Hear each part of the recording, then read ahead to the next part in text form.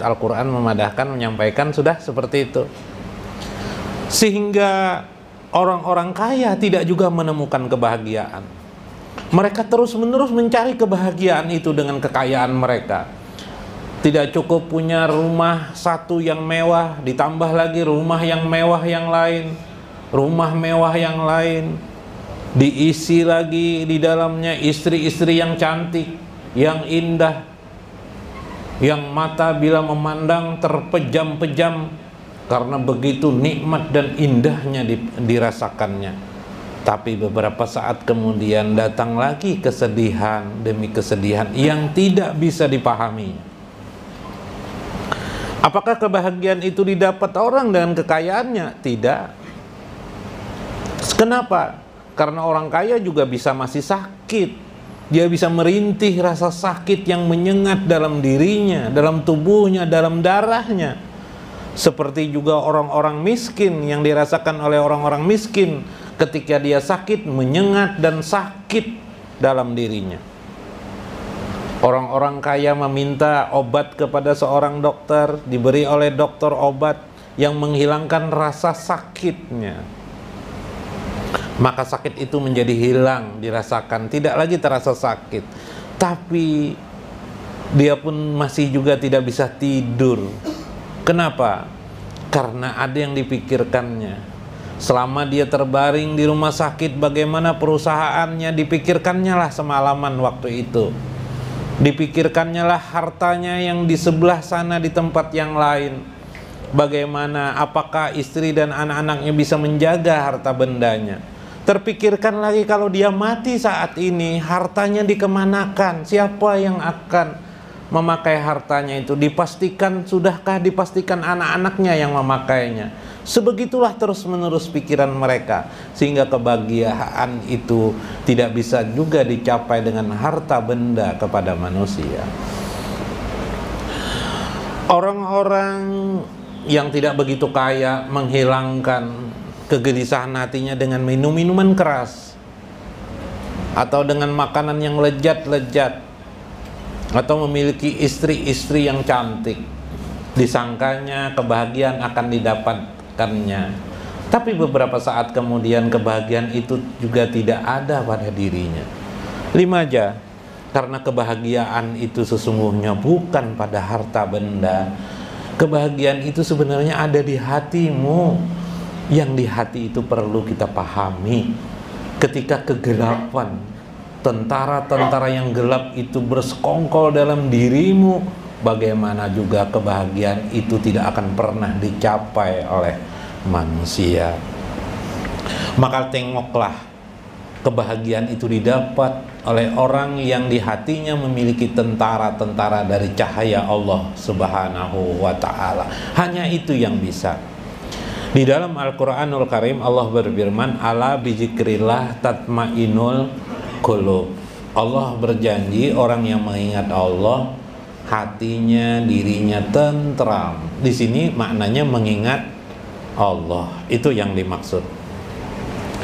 Wa yatawassalu bihi ila ma yaqsiduhu wa yatawajjahu ilaihi huwa hadratir rabbi kama yatassalul amir bi junudihi ila ma yaqsiduhu min galabati aduwihi. Allah menancapkan nikmatnya berupa tentara-tentara di dalam hatinya untuk menggiring dirinya ila hadratir rabbi, untuk mendapatkan hadrah Allah Subhanahu wa ta'ala, yaitu hati yang selalu hudur mengingat Allah. Begini, kalau kita mengambil mobil pasti pakai kunci, ya kan? Mobil kita hidupi dengan kunci. Kendaraan begitu juga kan? Bila dia sudah hidup, dia jalan terus. Begitulah yang dimaksud dengan hadratir rabbi.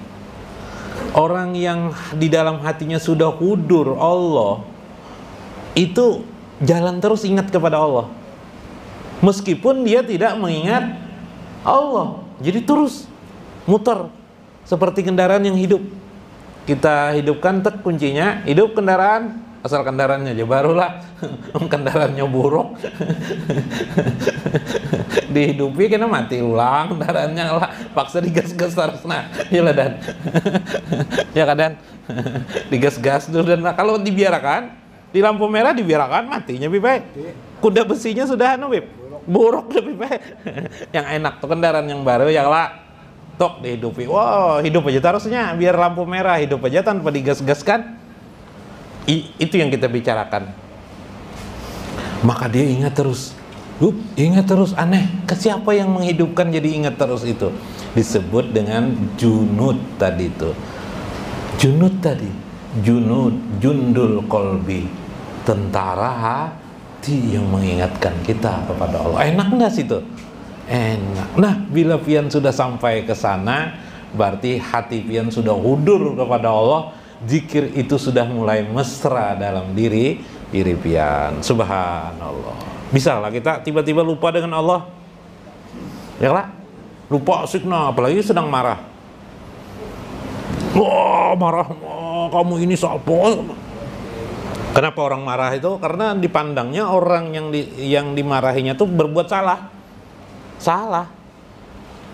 Yang lebih karena di pandangannya, ma'rifahnya mengatakan orang ini salah, akibatnya lupa dia kepada Allah. Yang dipikirkannya kesalahan orang aja. Tuh mati itu sepeda motor tuh, perlu dihidupi pulang tuh. Terus sepeda motornya sudah buruk tuh, awas dah. Diperbaiki, bawa ke bengkel. Dibawa ke bengkel, dilihati oleh bengkel. Ini kekurangannya, belikan ini kata bengkel ini. Nah, nanti hidup terus dia.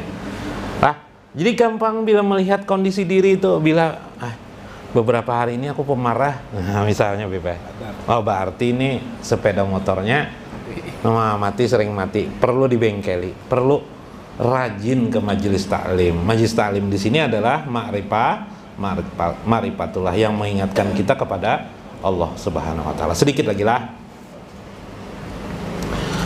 Ulun bukakan kitab Iqazul Himam li Syekh Al-Habib, pengarang kitab Iqazul Himam ini seorang habaib Syekh Ahmad Azibah. Ulun ambil yang ringkasannya. Fa ijaradallah inayah abdahu wa nasarahu amada qalbihi bi junudil anwar. Sudah pasti kata beliau, Allah, kalau engkau ingin melihat pertolongan Allah yang nyata pada dirimu yang berkait dengan ma'rifatullah, ialah engkau selalu diingatkan Allah kepada dirinya. Nah ya lah, jadi kalau kita sudah sering diingatkan Allah, hudur terus tadi, kok aku tidak ingat dengan Allah, kenapa jadi ingat? Kenapa jadi ingat aku ini? Alhamdulillah, berarti itu tandanya Allah sudah membuat sayang, menolong diri kita. Ayo kita renungkan diri kita masing-masing.